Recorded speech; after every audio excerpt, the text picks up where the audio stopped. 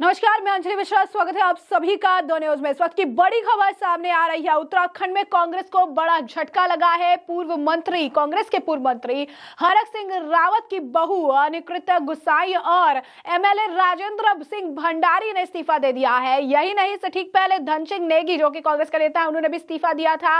विजयपाल सिंह साजवान, मूलचंद सिंह, ये सभी नाम है जो इस वक्त उत्तराखंड के कांग्रेस से अपना पाला झाड़ चुके हैं और कई सारे लोग बीजेपी में शामिल हो गए हैं। तो कई लोगों की बीजेपी में शामिल होने की अटकलें इस वक्त लगातार तेज बताई जा रही है। तो इस वक्त उत्तराखंड में कांग्रेस को बैक टू बैक कई सारे झटके लग रहे हैं। लोकसभा चुनाव को लेकर डेट्स के अनाउंसमेंट होते ही अब उत्तराखंड में भगदड़ मच गई है। भगदड़ कांग्रेस में मची है, जहां से कांग्रेस से बीजेपी में जाने का सिलसिला लगातार जारी है और ऐसे बड़े बड़े नेता कांग्रेस का साथ छोड़कर बीजेपी में जा रही है, जिससे कांग्रेस को भारी भरकम नुकसान लोकसभा चुनाव में देखने के लिए मिलेगा। तो ऐसे में उत्तराखंड कांग्रेस में बड़ा झटका जो है देखने के लिए मिला है। कांग्रेस के बद्रीनाथ से विधायक राजेंद्र भंडारी ने कांग्रेस की सदस्यता से इस्तीफा दे दिया, साथ ही भाजपा की सदस्यता ग्रहण कर ली है। दिल्ली में राजेंद्र भंडारी ने केंद्रीय मंत्री पीयूष गोयल, सीएम पुष्कर सिंह धामी, दुष्यंत गौतम और अनिल वलूनी की मौजूदगी में पार्टी की सदस्यता ली। बता दें, प्रदेश अध्यक्ष महेंद्र भट्ट इस सीट पर चुनाव हार चुके हैं।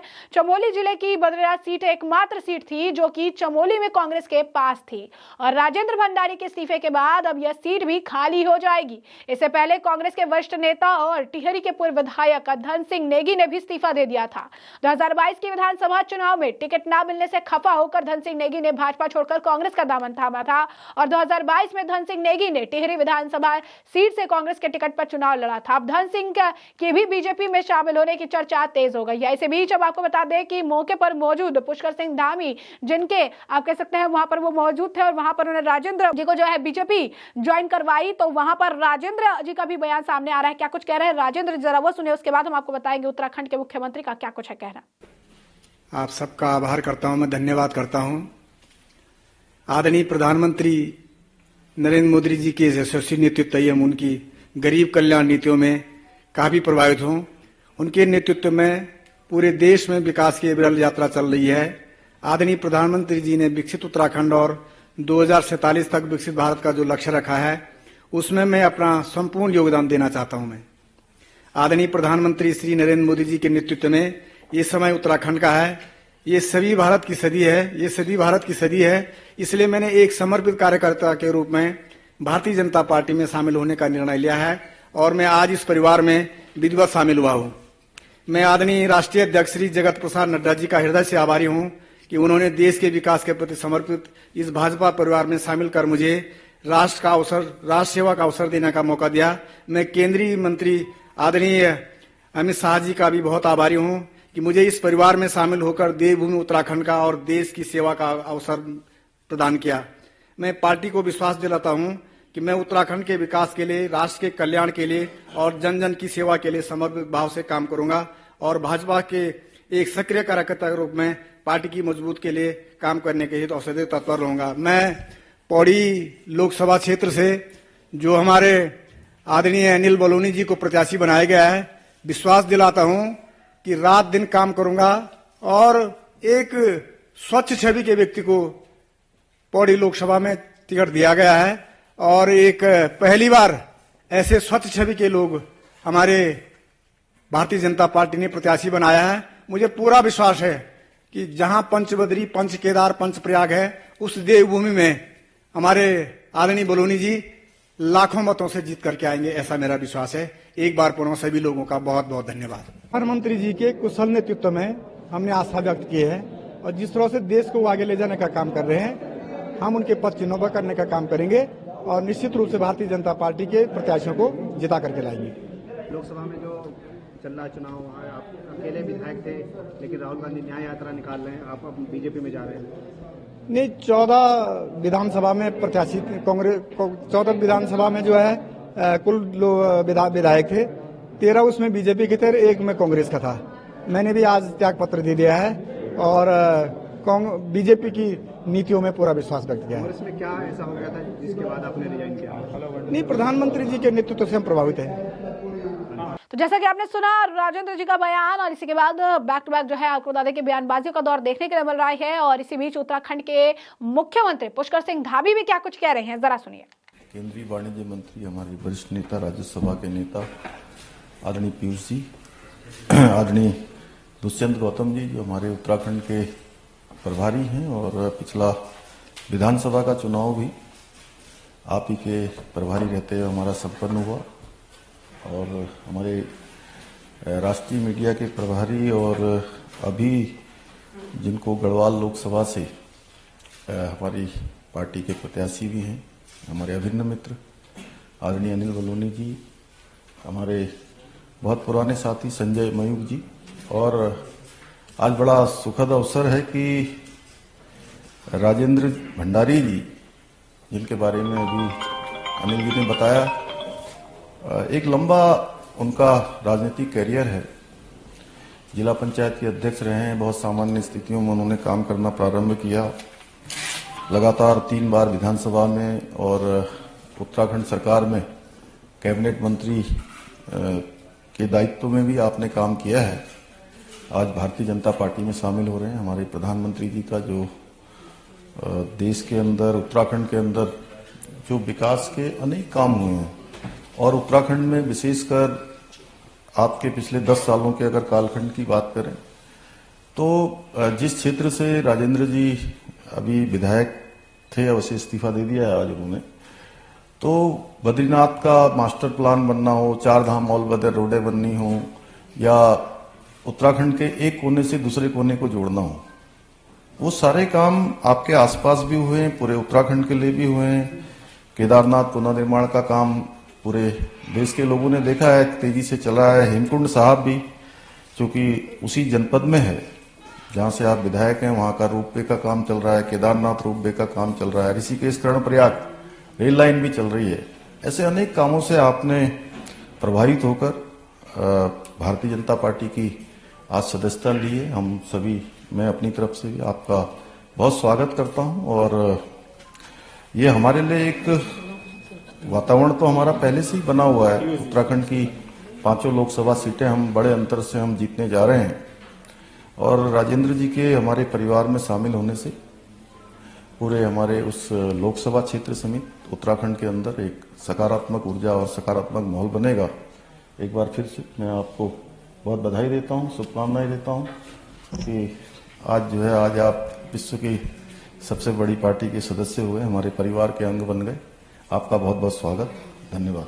तो जैसा कि आपने सुना, उन्होंने कहा कि राजेंद्र भंडारी लंबा राजनीतिक का जो है उनका करियर रहा है। हमारे द्वारा किए गए विकास कार्यों के कारण वह बीजेपी में शामिल हुए हैं और वह उनसे प्रभावित है। बीजेपी पहले से भी सभी सीटें जीतने की स्थिति में थी, उत्तराखंड की 5 लोकसभा सीटें, लेकिन हमारे परिवार में उनके जुड़ने से एक सकारात्मक ऊर्जा आएगी। हम दुनिया की सबसे बड़ी राजनीतिक पार्टी में उनका स्वागत करते हैं। आपको बता दें कि सिर्फ यही नहीं, मौके पर कई और नेता भी मौजूद थे, जिस तरीके से सारी चीजें देखने के लिए मिली। और इसी बीच अब आपको बता दें कि 3 दिन में 8 बड़े नेताओं ने इस्तीफे से कांग्रेस पार्टी में हड़कंप मच गया है। गंगोत्री से पूर्व विधायक विजयपाल साजवान और पुरोला से पूर्व विधायक मालचंद्र ने भी कांग्रेस छोड़कर भाजपा ज्वाइन की है।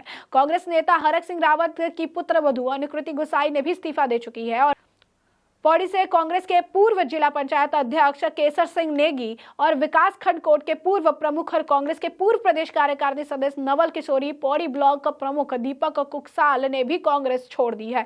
तो आप देख सकते हैं कि किस तरीके से कांग्रेस छोड़ने वालों की लिस्ट जो है काफी ज्यादा लंबी है। कांग्रेस लगातार ये छोड़ रही है और इसके बाद अलग अलग पार्टी जो है ज्वाइन कर रही है। इसी बीच अब आपको बता दें कि हेमा मालिनी जो है बीजेपी के सांसद है, उनका भी अब बयान सामने आया है, जहां पर वो लोकसभा चुनाव को लेकर, इसकी अहमियत को लेकर बात करती नजर आई। क्या कुछ कह रही है हेमा मालिनी जी भी, जरा सुनिए। और हमारा कार्यालय, बीजेपी का कार्यालय अभी आज खुला है, ताकि हमारे कार्यकर्ता सब यहाँ रहकर सारा काम व्यवस्था कर सकते हैं।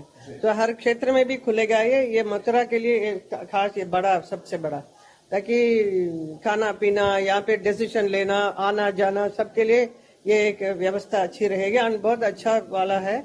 और प्रमोद जी जिसे दिया है, हम उनका बहुत बहुत धन्यवाद करते हैं। चुनावी तारीखों का ऐलान हो चुका है, किन मुद्दों के साथ जनता के बीच में जाएंगे ताकि एक बार फिर जो जिस तरीके से कार्यकर्ता चाह रहे हैं कि आपकी जो जीत है वो ऐतिहासिक हो, क्या प्लानिंग रहेगी? तो मैंने यही कहा आज मेरे भाषण में भी कि ये जो चुनाव है बहुत ही महत्वपूर्ण है, सिर्फ उत्तर प्रदेश के लिए नहीं, सिर्फ देश के लिए नहीं, पूरा विश्व के लिए। क्योंकि विश्व में भी लोग चाहते हैं, विश्व के जितने भी लीडर्स हैं वो लोग चाहते हैं कि मोदी जी वापस आए, वापस प्रधानमंत्री बने और उनका भी मार्गदर्शन दे पूरा विश्व का। तो विश्व गुरु जो बनने का जो है हम लोगों में दिमाग में है, मोदी जी ने जो कहा है, और क्योंकि उन्होंने इतना भारत को इतना शक्तिशाली बनाया है कि सब लोग देख रहे हैं कि क्या हो रहा है हमारे देश में, जो पहले ऐसा नाम था ही नहीं। तो ऐसा एक करने वाले उनका चुनाव है। तो उसके चुनाव में हम लोग तो एक छोटे छोटे एक कमल का फूल हैं। हम सब जितने भी भारतीय जनता पार्टी के सांसद बनने वाले हैं, तो वो हमारा कमल जो खिलकर उनके जेब में जाएगा, तो वो उनका हाथ हम मजबूत करेंगे। आप ब्रज के लिए कौन कौन सी ऐसे काम करने जा रही है अगला 5 साल में, जिससे कि जो है उसके साथ आपको बहुत सारे है। बिकॉज मैं लोगों से भी कहती हूँ कि आपको क्या चाहिए बताइए, क्योंकि मेरी मर्जी में मैंने जो किया पिछले दोनों बार, और बहुत अच्छा विकास हुआ है, जिसकी वजह से आज और भी लोग आने लग गए, क्योंकि कंफर्ट जोन इतना मिल रहा है यहाँ हमारे मथुरा में, आना जाना एवरीथिंग। आपको ट्रैफिक जैम ज्यादा है, उसको हम संभालेंगे, लेकिन लोकप्रियता बहुत ज्यादा बढ़ गई है हमारे मथुरा वृंदावन में, जो पहले नहीं था 10 साल पहले, और जिसके लिए व्यवस्था करना जरूरी है। और बहुत सारे मुद्दे हैं, यमुना भी, खास तौर पर यमुना है इस बार, और एजुकेशन के वाइज और तरह तरह की चीजें हैं, सब मैं करूँगा। खुशी हुई कि RLD को भी अमित शाह जी ने जोड़ा है, तो बहुत बहुत अच्छी बात है, क्योंकि पहले भी हम इनके साथ थे। और मुझे याद है कुछ साल पहले, 10 साल पहले, जयंत चौधरी के लिए मैंने कैंपेन भी किया था। उस वक्त वो हमारे साथ में थे, मार्ट में था, उसमें जाके अभी भी बोला भी था उन्होंने। तो बहुत अच्छा है कि हम सब मिलकर इस चुनाव को लड़ेंगे इस बार कितनी जीत मान रही हैं आप? पिछली बार से कितनी जीत होगी? तो अब की बार कह रहे हैं ना 400 पार, अब की बार 400 पार। आपकी कितनी जीत, आप यहाँ मथुरा जनपद में कितनी वोटों से जीत मान रही हैं आप, आकलन कर रही हैं? सबका कहना कितना भाई? 8 लाख 7 लाख सब 5 से शुरू करते हैं, 5, 6, 7, 8 ऐसा एवरी डे इंक्रीज हो रहा है। 5 से कम जितनी होगी? नहीं, 5 से कम तो बिल्कुल नहीं होना चाहिए, तो उससे भी ज्यादा होगा तो मुझे बहुत ही खुशी है। इसी बार है, लोगों का जुड़ाव आपसे जुड़ाव है, कितना भरोसा ब्रजवासियों को आप दिलाएंगे इस बार? हाँ जी, उन्होंने बहुत ही भरोसा करके फिर से मुझे चुना है, और इसके लिए मैं धन्यवाद करती हूँ हमारे पार्टी के लीडर्स को और हमारे ब्रजवासियों को। और ब्रजवासियों को बहुत ही खुश होंगे, हर चीज में हम लोग उनका ध्यान रखेंगे। तो जैसा कि आपने सुना, उन्होंने कहा कि यह चुनाव सिर्फ देश का चुनाव नहीं है, पूरे विश्व के लिए काफी ज्यादा अहमियत रखता है। लोग जो है वो प्रधानमंत्री नरेंद्र मोदी से काफी प्रेम करते हैं और वो चाहते हैं कि एक बार फिर से प्रधानमंत्री के तौर पर नरेंद्र मोदी की जो है वापसी है। उन्होंने कहा कि मथुरा के लोगों का काफी जुड़ाव है, काफी काम हुआ है, काफी सारी चीजें देखने के लिए मिली और मथुरा के लोग भी प्रधानमंत्री नरेंद्र मोदी के लिए यहाँ पर मौजूद है। उन्होंने कहा कि विपक्ष चाहे इसके लिए जो भी कर दे, लेकिन लोगों के मन में प्रधानमंत्री नरेंद्र मोदी के लिए ढेर सारा आपार प्यार जो है वो देखने के लिए समय समय पर मिलता रहता है। तो ऐसे में आप देख सकते हैं कि किस तरीके से लोकसभा चुनाव के तारीखों का ऐलान कल ही हुआ, जिसमें बताया गया कि किस तरीके से अप्रैल के महीने में किस तारीख से इसकी शुरुआत होगी और 7 चरणों में जो डेट है वो बांटे गए हैं और आखिरकार जून में जो है इसका समाप्ति देखने के लिए मिलेगी और 46 दिन का जो है अंतराल देखने के लिए मिलेगा। विपक्ष इस मामले से बौखलाई थी और कह रही थी कि मोदी को इससे काफी ज्यादा प्रचार करने का मौका मिलेगा, बड़े पॉकेट वाली पार्टी को प्रचार करने का मौका मिलेगा। लेकिन कल डेट के अनाउंसमेंट के बाद ही उत्तराखंड की अगर हम बात कर ले तो उत्तराखंड में कांग्रेस पार्टी के अंदर ही हड़कंप मच गया है, क्योंकि कांग्रेस पार्टी से ही नेताओं के जाने का सिलसिला लगातार तेज नजर आ रहा है। और ये कोई छोटे मोटे कार्यकर्ता या फिर आप कह सकते हैं पार्टी के लोग नहीं है, ये बड़े और वरिष्ठ नेता रहे हैं जिनके जाने से कांग्रेस को भारी भरकम नुकसान झेलना पड़ सकता है। 1, 2, 3, 4 नहीं बल्कि 8 के 8 बड़े और वरिष्ठ कांग्रेस के नेता जिनका ताल्लुक उत्तराखंड से और उत्तराखंड से जुड़ी हुई जनता और उनकी सीटों से है, उन्होंने अब कांग्रेस का पाला छोड़ बीजेपी की तरफ अपना हाथ बढ़ाया है। और जैसा कि हमने आपको बताया भी कि राजेंद्र भंडारी उसमें से एक बड़ा नाम है जिसने अब कांग्रेस को छोड़ बीजेपी के साथ आने का फैसला ले लिया है। तो ऐसे में अब इस पूरे मामले पर आपकी भी जो राय हो हमें कमेंट सेक्शन में कमेंट करके जरूर से जरूर साझा करिएगा। धन्यवाद।